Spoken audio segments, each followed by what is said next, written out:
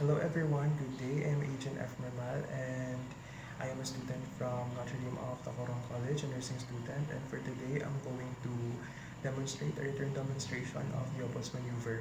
But before that, I'm going to show you my base first.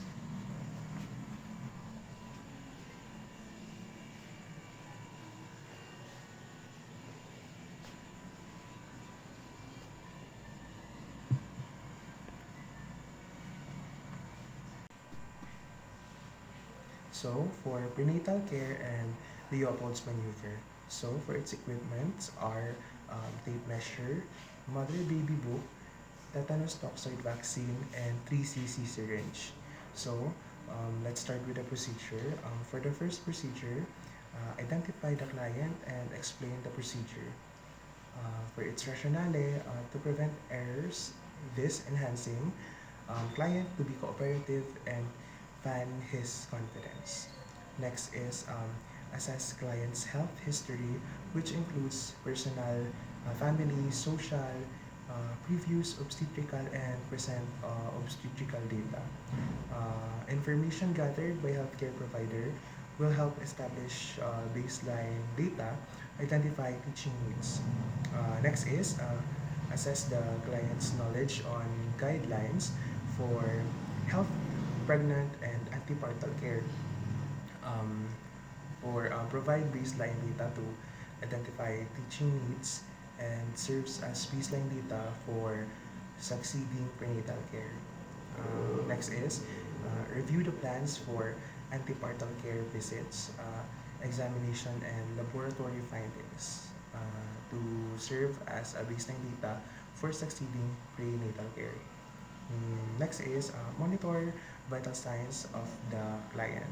So for its rationale, provide baseline data or future comparison and identification of factors that may place the client at risk for problems. Next is measure the height on initial visit and monitor the weight in succeeding visit. Weighing is an important part of each prenatal examination.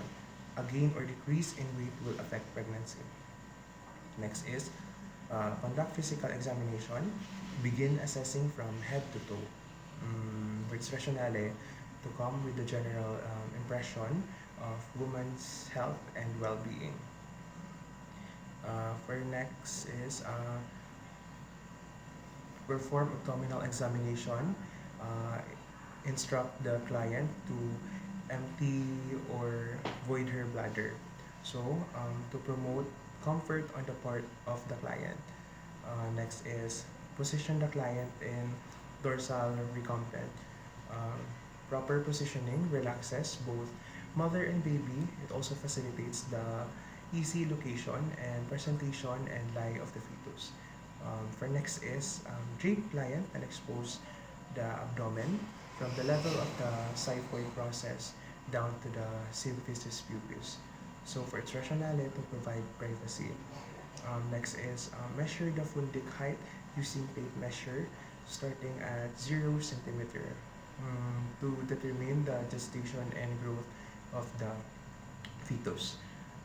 Next is the centimeter side of the tape measure must be facing the abdomen while the inch side is facing the examiner to prevent bias. Next is locate the highest point of the fundus. Leave one hand in place and secure the end of the tape measure to the fundus and measure down to the top of the symphysis pubis. First rationale to measure the fundic height correctly. Next is document the measurement in centimeter. First rationale to compare with the calculated gestation. And next is perform the Leopold's maneuver to assess the condition and fetal presentation. Mm, Next is warm two hands by rubbing one against the other before placing them on the abdomen. For its rationale, the use of warm hands during the palpation prevents tension and hardening of the abdominal muscles, favoring good results. Next is perform the 4 maneuvers. During the first 3 maneuvers, the examiner stands at the side of the client bed and faces the client. So for its rationale, the position favors accurate performance of the maneuvers. So next is the first maneuver is the fundal grip. With both hands, palpate upper abdomen and fundus for consistency. Head is round, hard, reach is well defined, and mobility. Head moves independently, reach less mobile. To determine the fetal part lying in the fundus. Um, Next is second maneuver. So umbilical grip. With both hands moving down, palpate the sides of the uterus from the top to bottom. One side, smooth, hard, resistant surface, back, knees, and elbows. Other side is angular modulation. So, for its rationale, to determine the fetal back or fetal heart tone, usually found in the left lower quadrant. Um, okay. Next is third maneuver, Pollock's grip.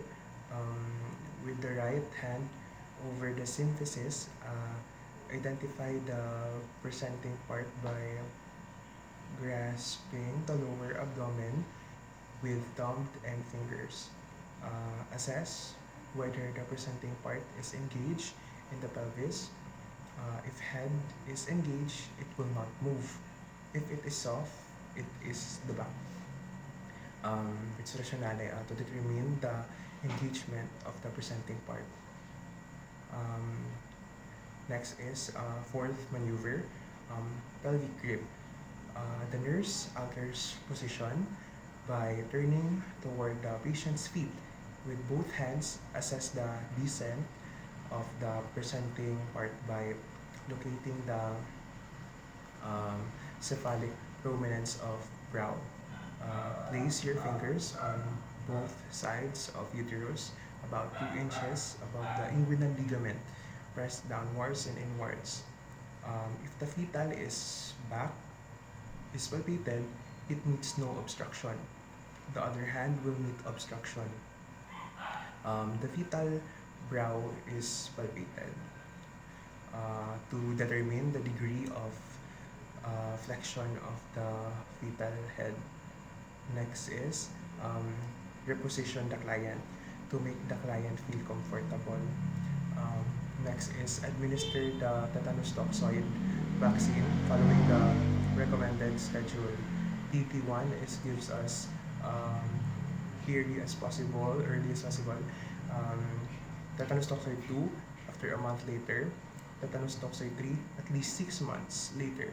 Tetanus toxoid 4 at least 1 year later, and tetanus toxoid 5 at about 1 year later after tetanus toxoid 4.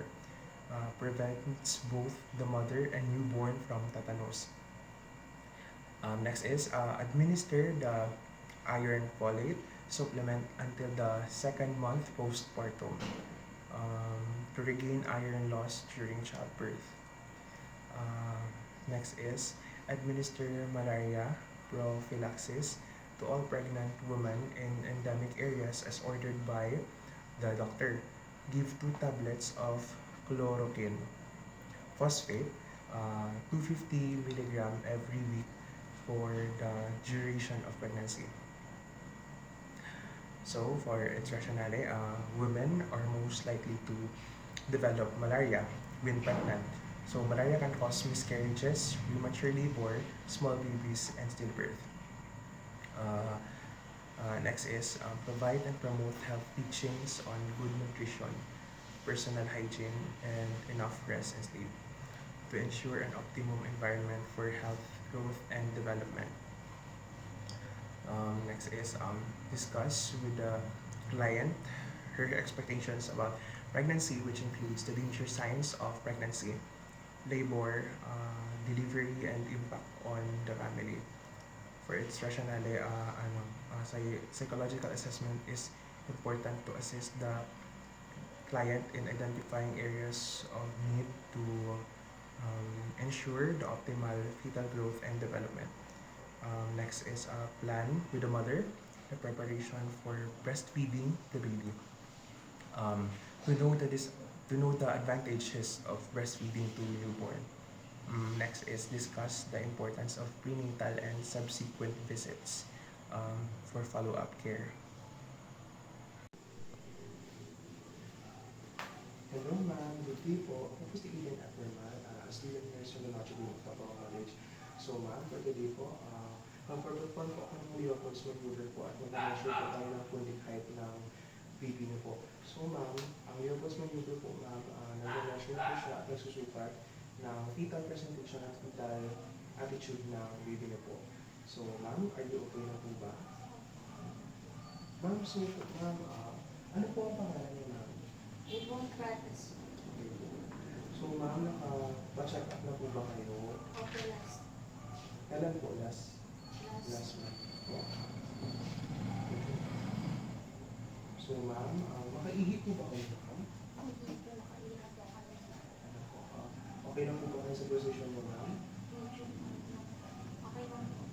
So ma'am, before po tayo mag-start, yung position po natin kayo sa dorsal recumbent position po. So ganun po. So ma'am, can I have the permission po para itaas ang labit niyo para masukat ka natin ang pulit height ng anak niyo po?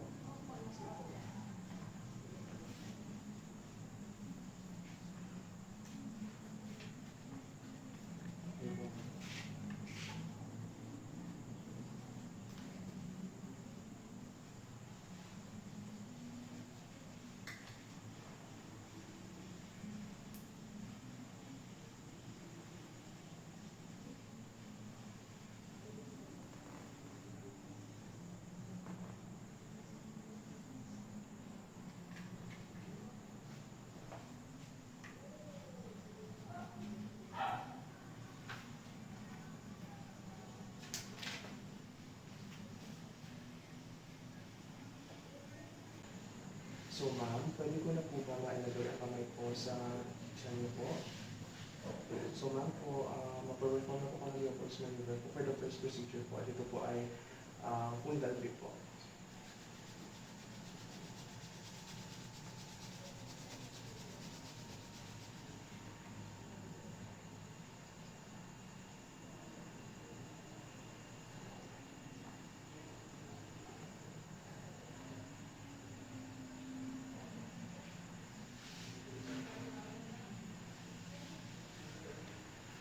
So ma'am, for the second maneuver po, we have the umbilical grip po.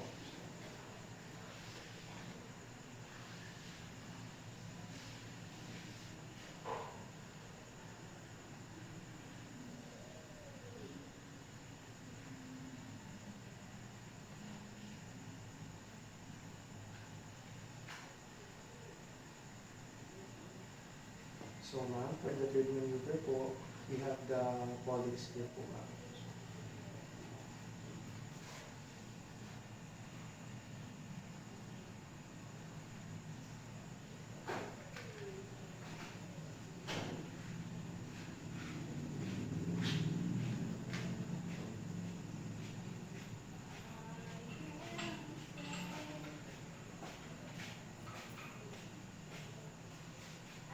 For the fourth maneuver po, ito po ang target grip ma'am. So let's start.